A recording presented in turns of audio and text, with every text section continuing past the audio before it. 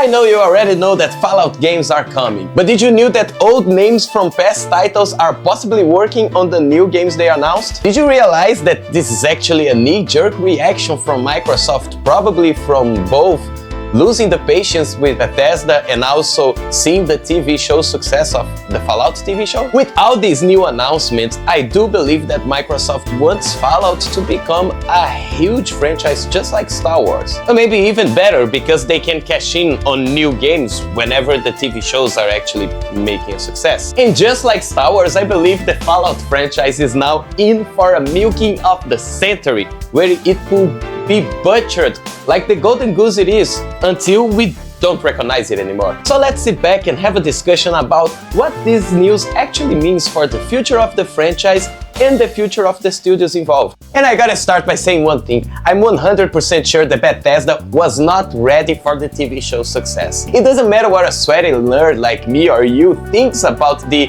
world building of Fallout, the original lore, what is canon or not. I'm not here to sugarcoat it, use copium, or brew a what-if situation. Fact of the matter is that the TV show's success, paired with Microsoft's ownership of Bethesda, means we will see a very big investment on this franchise. Hell, Cyberpunk already proved how a well-timed TV show, along with the pre-planned content to release and surf on the hype, is actually successful. Not only attracting new customers, but also bringing old folks back to play these games and have an easier time selling new content. Numbers don't lie, just check Cyberpunk's Steam charts and you will realize how many people still play this single-player game. It had 60,000 people playing right now at the time that I actually was doing the research for the video. That is just an insane number, and it rose from around 30,000 before the TV show to a peak of 200,000. And then it decreased a little bit, but that just goes to show how strong the show is and how it helps the game longevity, and not the game, but the franchise in general. Obviously, the game is very good after 2.0, and I would say after all these updates. You cannot get that effect of increased population and retention if the game is bad. So, if you pair the TV show success with Bethesda's latest titles not being really that successful, and not only Bethesda, Obsidian, which was announced that they will also work on a new Fallout game, I don't know how the numbers were.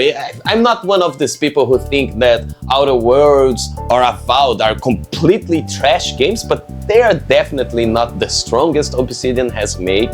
There are many criticisms to be made to those games, so maybe Microsoft was just like, wait a minute, why are you guys trying to do games with an IP that is not that successful, while we paid millions of dollars for these properties that Bethesda is clearly not being able to push in the speed that we like? And look, I am not saying Microsoft is the hero or the good guy here. Come on guys, let's not fool ourselves for one single second. Microsoft is after money. They have gutted the studios, they have fired a lot of people recently, and obviously these announcements are obviously PR, but I believe it's part of the big strategy. You know, Xbox has the new CEO, it's Asha Sharma, and it also binds with her new strategy of, you know, focusing on the big titles, the big seller. They are cleaning the house, you know, and they want to do this more efficiently. So it's no wonder that Microsoft probably forced the hand of Bethesda not only to work with other studios to pump out more games on the Fallout franchise, but also even forced them to actually start working on Fallout 5 right away. So recently, on the announcement, of the long announcement that Bethesda talked about Starfield and the Fallout franchise, I think they might have mentioned also Elder Scrolls 6, they announced that Fallout 5 is actually in pre-production. Pre-production, come on. If you guys remember, Bethesda was like, oh no, we regret so much about announcing Elder Scrolls 6 before the time was right. We announced it too early, now it's taking too long to release, and we regret that. Well, either they do regret that and Microsoft forced their hand, or they just change what's the ideal way to announce a game.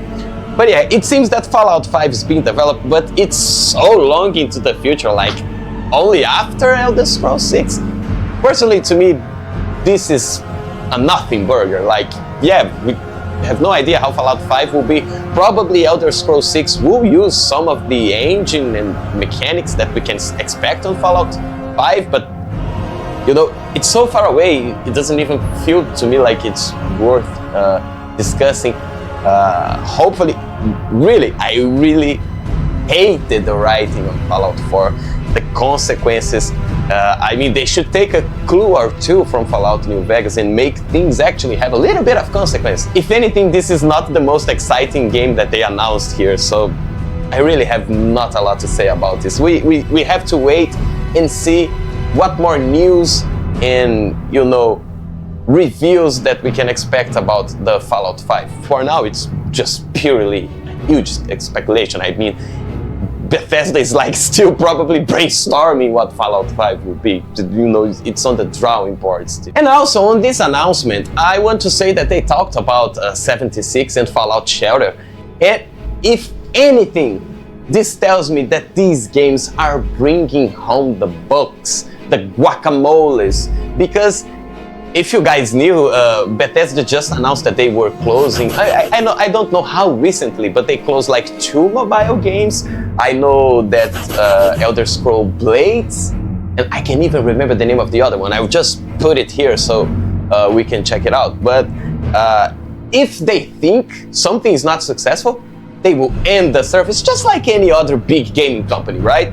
So this tells me that not only Fallout Shelter, and they also told us that not only Fallout Shelter is very successful, I believe Fallout 76 is also managed, you know, to cross that margin of profit, but that is when they just fire everybody from, not everybody, but that there was a huge layoff on studios that are responsible for the live service games from Bethesda, like Fallout 76 and Elder Scrolls Online. So the future is uncertain, even for the games that are actually being profitable, because I doubt Fallout 76 was not being profitable. Come on, look at the game model, look at the franchise, the IP. I love Fallout. I tried 76 sometimes, not my cup of tea, but even I can see the appeal and I can see that it's being a successful game, whether we like it or not. And the TV shows, the mobile games, live services, a lot of things that are not even a single player Fallout game. What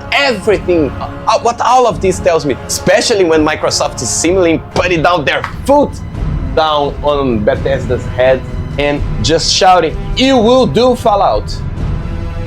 This tells me that the Fallout franchise is very lucrative, at least on paper, because, you know, these higher up executives, all they know is Google Sheets, Excel document, right? So if they are looking at the shit and they think it's completely financially viable, this tells me that they are seeing a huge potential in the Fallout franchise and maybe even bigger than the Elder Scrolls franchise. And this is the reason why I believe that actually Fallout has the potential to be maybe not as big as Star Wars, but a second Star Wars, just as big as that, with theme parks, mercs. We already know that there's a lot of merchandise around Fallout, and come on, the visual identity, as much shit that we give for Bethesda, the visual identity of Fallout is chef kiss. In a world where tons of live services and new IPs are failing, with rounds of layoffs and Xbox scouring the ground for any new form of revenue, to avoid Microsoft's wrath hammer, Fallout has demonstrated its ability to provide that source of long-awaited golden goose that Xbox has probably hoping when they purchased Bethesda. And all of those reasons are why Bethesda is now forced to partner with Obsidian. And Obsidian is now making a new Fallout game, which I believe we can safely consider a spiritual successor to Fallout New Vegas. Now, before I talk about this new Fallout game and what I think it could be, the potentials for this game, I want to briefly touch upon the announcement that they will also be remaking old Fallout games like Fallout 3 and New Vegas, which we already kinda knew from a leak source, if I recall correctly, but still, I don't know how to feel about this news. I'll be the first to admit that playing Oblivion with new graphics and some quality of life improvements was kind of a cool experience. It was the whole gimmick, you know. It's not like Capcom's Resident Evil Remakes, which completely transforms the game and try to tell the same story with, you know, some things changed. I don't feel as much validity and necessity for these remakes to exist, but I felt the same with Oblivion. You could just boot up Oblivion and play, and still they went with a remake. So I'll give them credit that obviously the quality of life and playing the game with new graphics would be really interesting. Is there anything else to be excited about the Fallout New Vegas and 3 remakes? And as I said, they basically didn't alter anything with the Oblivion remake, with the exception of actually altering some dialogues and changing some small things to kind of fit modern sensibilities. So with the Fallout New Vegas, there is the possibility that they will actually alter canon things to fit like the TV show and the new franchise that they want to build. And I don't know, I don't feel excited about that. And I know, if anything, the TV show doesn't care for canon, because they are literally nuking the original canon. But fortunately, I'll admit, I was never that attached with canon and original story of Fallout. I know, this is a blasphemy. Kill me, but even the first ones didn't really manage to fully immerse me to the point of considering the stories that immaculate. And I will also concede that New Vegas is by far my favorite of all Fallout games. So yeah, it hurts a little bit when we see, you know, that Bethesda probably doesn't want New Vegas lore to be canon, probably doesn't want Fallout 1 and 2 lore to be that much canon. But what can we do, guys? Are we really expecting a franchise to stay the same for decades long and not, you know, be completely transformed under new leadership, new studios working on it?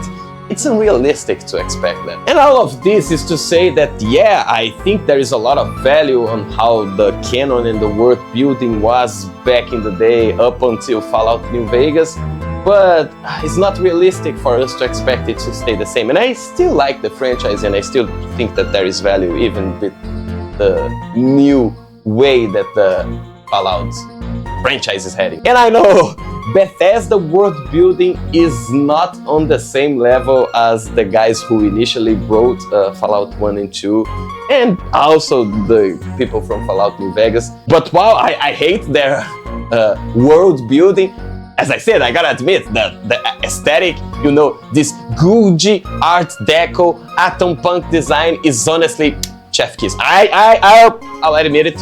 I'm not gonna lie about it. I cannot lie about this.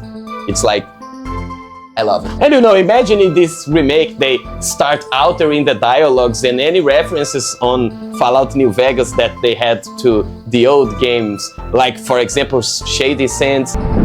Oh, and at this point you probably know that Fallout New Vegas was developed by Obsidian, right? And while many of you might have qualms or problems with Obsidian modern games, I do personally still like their writing and ideas, and I know I'm hopefully that we will get something good from this new Obsidian Fallout game that's coming. And I also want to briefly talk about some old names from past Fallout games that are actually working on this new Obsidian Fallout game. And look, one name alone cannot make a game. One studio does not make a game. The game is composed of people, of a team that has a synergy working, and obviously seeing how all of these studios are coming off from huge layoffs, this might be a huge hit and blow to morale, and it might hinder the game development. Tell me in the comments if you think that bringing this old Fallout name, guys, is actually worth it, if you think that they should just stick with new people. What's your opinion? I'm curious about it. We got John Gonzalez, lead narrative designer for New Vegas. He was the one responsible for the whole Platinum chip and the faction wars in Fallout New Vegas. And honestly, it was my favorite part about that game. The way that you can play into several different factions, you can align with them, the way that each of them are presented, the gray area of everything. I really love that, and honestly, this actually gets me a little bit more excited for this Obsidian Fallout. We got Josh Sawyer, who was the project director and lead designer of New Vegas. I don't know how much he actually contributed to the things that we like about New Vegas, but I can at least say, if he was the project director and the lead designer, at least he has the skills to lead the people while doing that project, because if I recall correctly, it was a very fast project. So let's hope this actually means good from the experiences that he has, and the objectives being similar to past experience from him.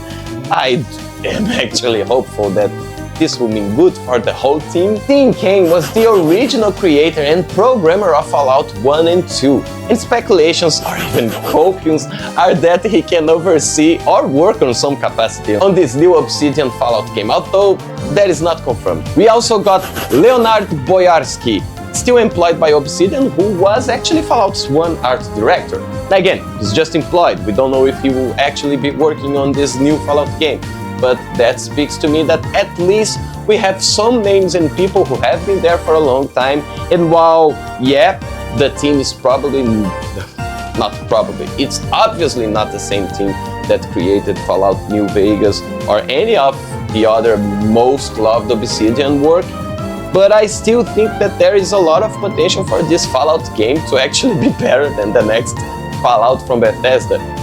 We'll have to wait and see. And also Microsoft laid off a lot of people from Obsidian, and this means that they are also taking their focus away from, doing a Vault sequel or more, Outer Worlds, or even anything on the Pillars of Eternity world that I love. And this goes again along with Asha Sharma's strategies, right? She's cleaning house, she is streaming all of these studios because she doesn't want people, and not only her, but probably Microsoft, doesn't want people to be fragmented like that. They want them to focus on big blockbusters because it's time to go big or go home. And actually, this is the message. It's go big or go home, because if all of this fails, these studios will probably all get canned. And as I said, on the Bethesda side, these layoffs were seemingly focused on the live service areas.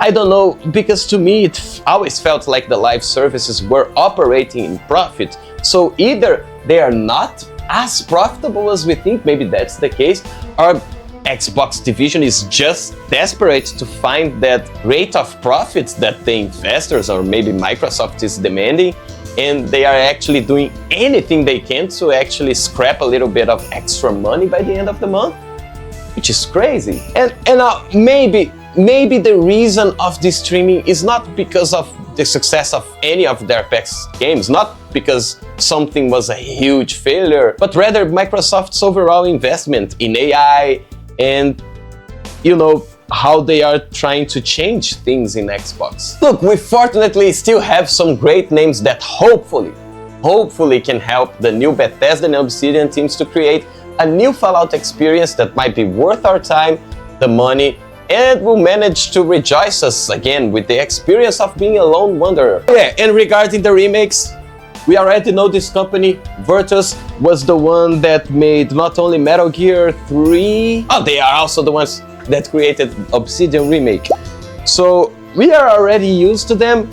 I'm not gonna say I'm a fan of their remakes, could be worse, decent, not very exciting. As I said, if you compare a Capcom remake versus this, just a remaster, right? And we all know what these remakes or remasters are. They are just nostalgia cash bait, right? The company is looking for an easy money. They got this team, Virtuous team, who are good at doing this. And good enough for them to get the bucks, the easy bucks. They don't have to think about a lot of new game mechanics. They just have to, give a little slap on the graphics and sold it for a $60 price tag.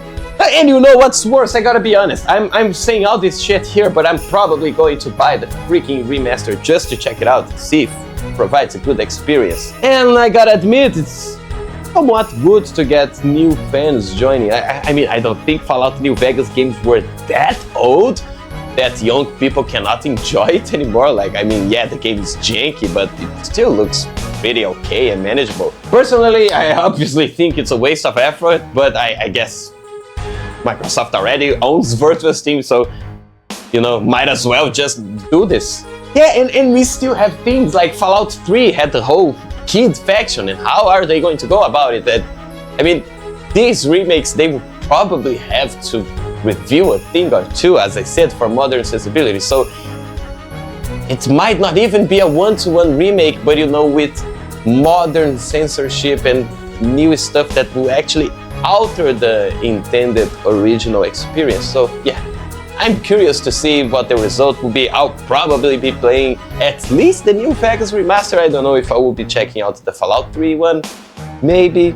Fallout 3 was not my favorite of the bunch. And actually, guys, while I was researching for this video, I look up on Fallout New Vegas numbers, and they are close to Fallout 76 numbers. This might explain why Microsoft is actually pulling resources away from the live service games, because yeah, they might be positive, but if a single player game from 15 or whatever many years ago is still managing this level of success, maybe they are not considering the new live services from Bethesda to actually be, or ZeniMax or whatever, to actually be valid success. And it also gives an obvious reason on why they want to do the remake, right? If they probably can get Fallout 76 numbers of selling the game again, you know, as I said, might as well just do it. And lastly, as I said about Fallout 5, obviously having a new main title Fallout game is a Fallout fan's dream, right?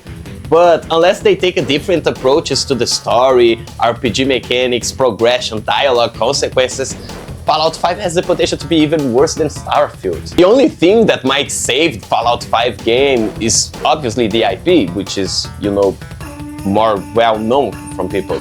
But I'm actually glad that they are competing with Obsidian, because these games be compared and people will talk about it, and unless both suck, one will come out as the winner. And Bethesda really will need to step up their game from Starfield if they are actually competing with Obsidian in the eyes of their overlord, you know, boss, Microsoft. Look, and as I said, none of us are naive.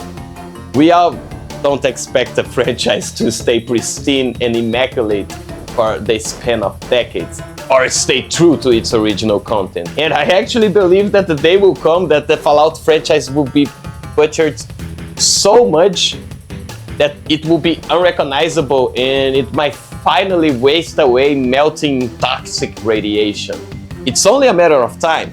But until that day comes, I'm hopefully that we can play great Fallout games. And we already got a lot of great Fallout games, and obviously maybe there are some features that were not good in 1, 2, 3, whatever game we are talking about.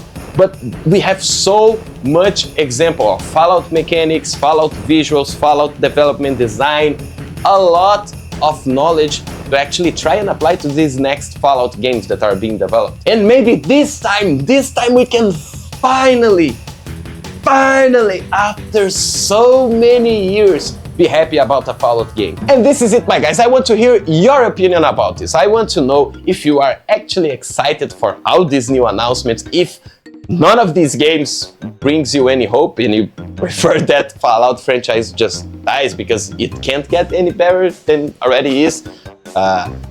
Do you believe that these old names can actually help the new Fallout game, or do you believe this is just, you know, buzzword and it doesn't matter who's working at it, the studio's already gone, there's nothing that can be done about it? I want to hear your opinions on the comment section below.